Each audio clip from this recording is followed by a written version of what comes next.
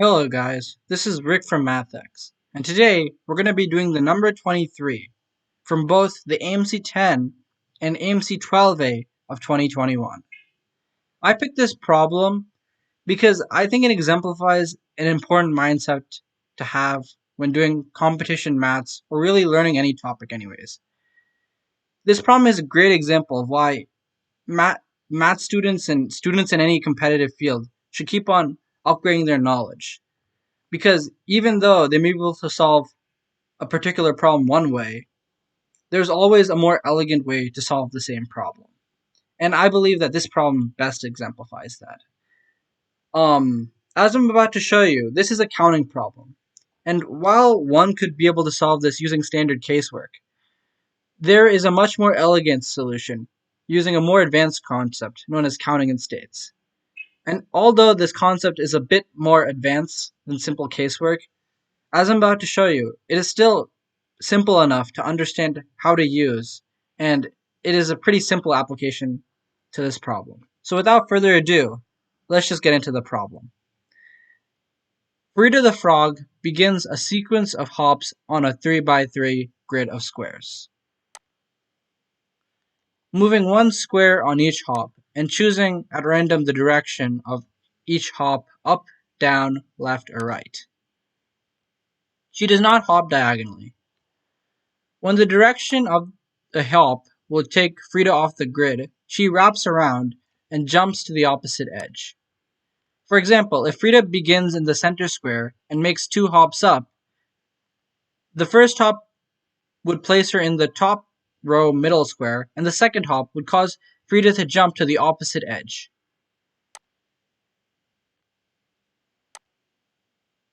Landing in the bottom row middle square. Suppose Frida starts from the center square, making at most 4 hops at random, and stops hopping if she lands on a corner square. What is the probability that she reaches a corner square on one of the 4 hops? Okay, so this is a pretty interesting problem. It tells us about a frog hopping along a 3x3 grid, and it gives us some rules for how the frog can hop. It also tells us that if the frog would hop in such a way that it would appear to hop off the grid, it will just loop around back onto the grid. And it asks for us to compute the probability that Frida the Frog will reach a corner square in one of her 4 hops. So, the first thing to get a better idea about what this problem is asking us is to draw a physical diagram of a 3x3 grid. So I'm going to quickly do that. So here I've drawn my 3x3 grid.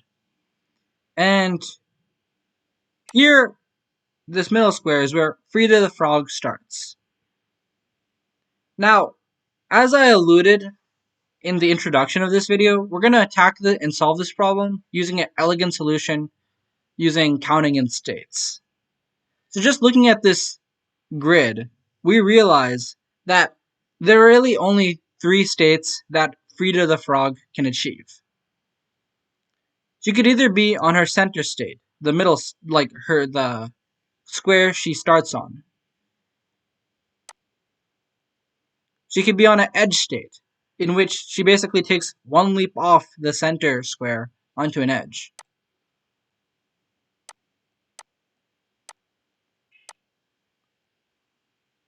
Or she could be on a corner square, which is basically our win case, because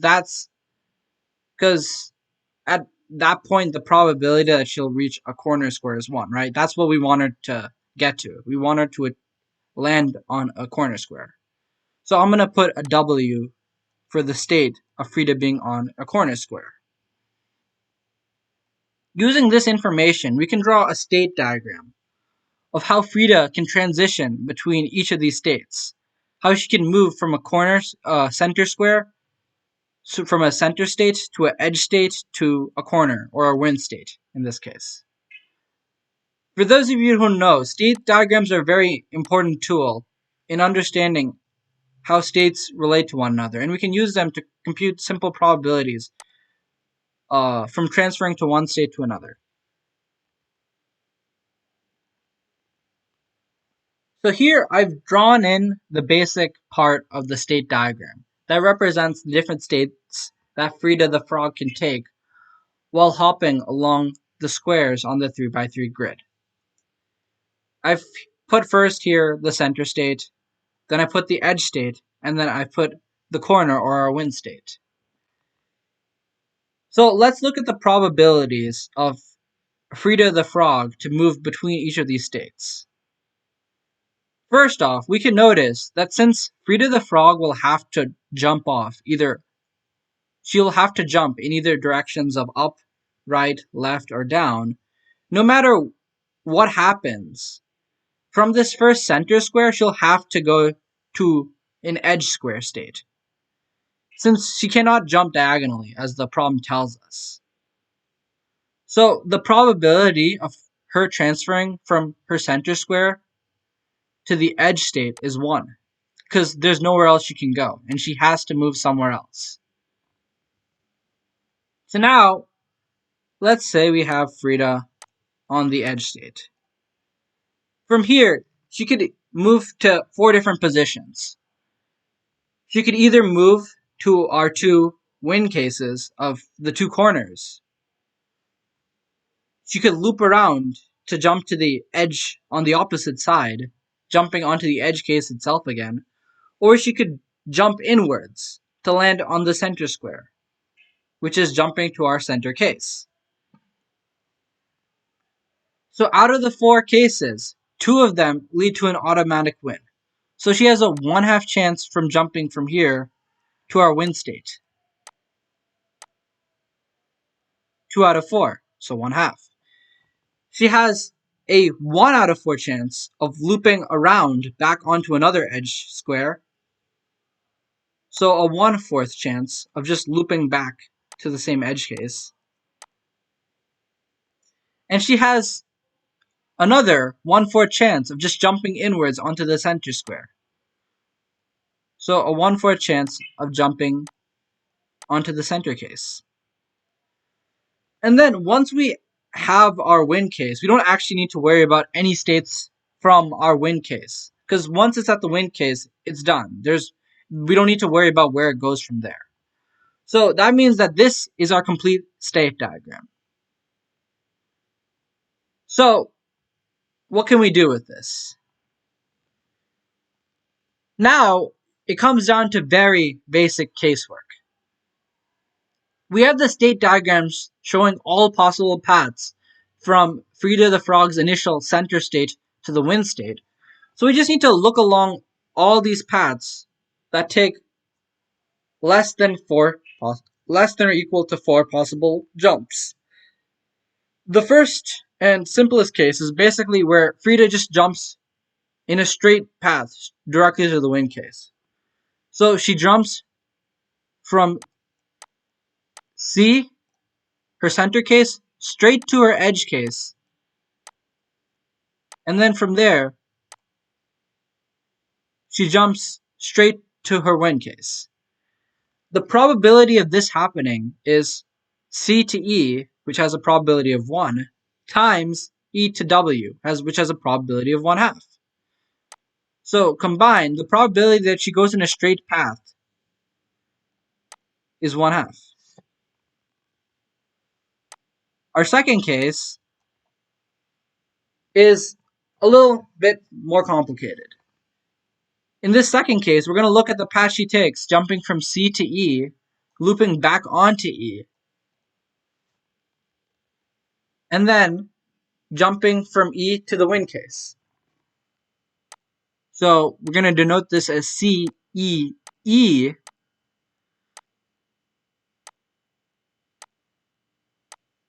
and W.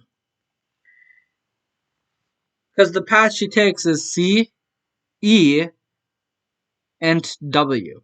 So she lands on the E twice. One from C and one from E itself.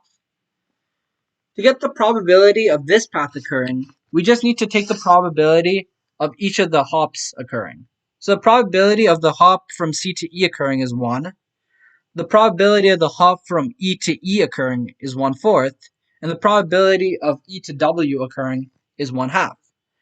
So the probability of all three events happening is 1 times 1/4 times 1/2, which is 1/8.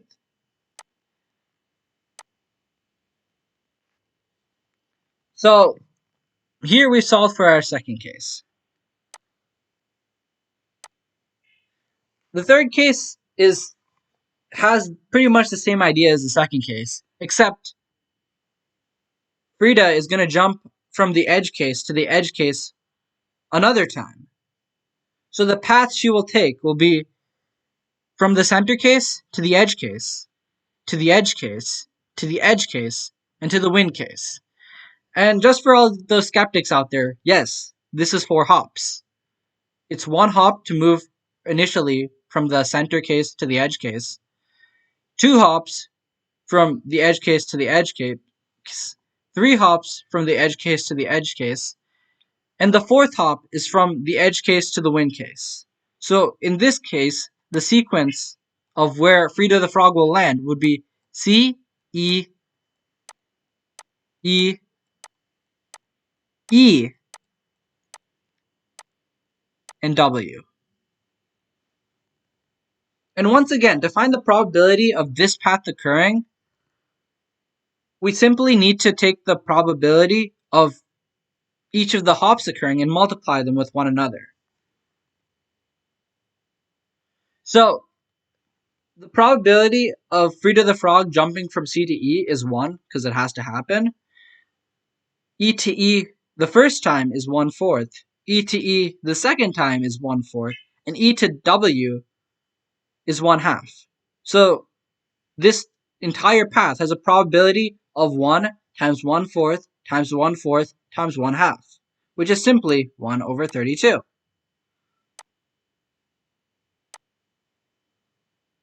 So here we've computed for another case. Finally, our fourth and final case will probably be the most confusing of them all. But it is attainable, and it's pretty easy to see that it is our last case, just by messing around. In this case, we're going to have Frida jump from C to E, to C again, to E, and then W. So, to verify that this has 4 jumps, 1 jump, 2 jump, 3 jump, 4 jump. So the path that she'll take to jump from her center case to the win case will be center case, edge case, center case, edge case, win case. And we can compute for this in the exact same manner that we computed for the previous 3 cases. The probability that she jumps from the center case to the edge case is 1. The probability that she jumps back from the edge case to the center case is 1/4. The probability that she jumps from the center case to the edge case again is 1. And the probability that she jumps from this edge case to the win case is 1/2. So it's 1 times 1/4 times 1 times 1/2, which is simply 1/8.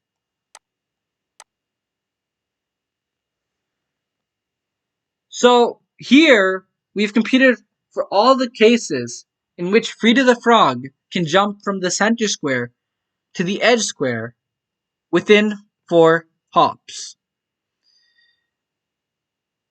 If you just manually test, you're going to find out that there's no other way that Frida the Frog can do this.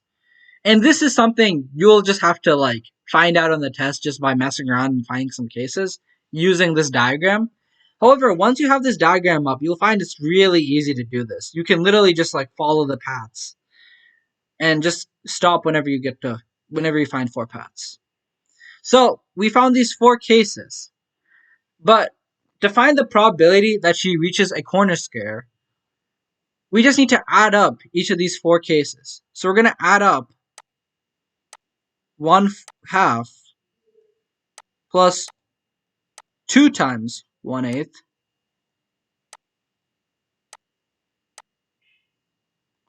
plus 1 over 32. Converting them all to a common denominator, we get 16 plus 8 plus 1 over 32, which is just simply 25 by 32.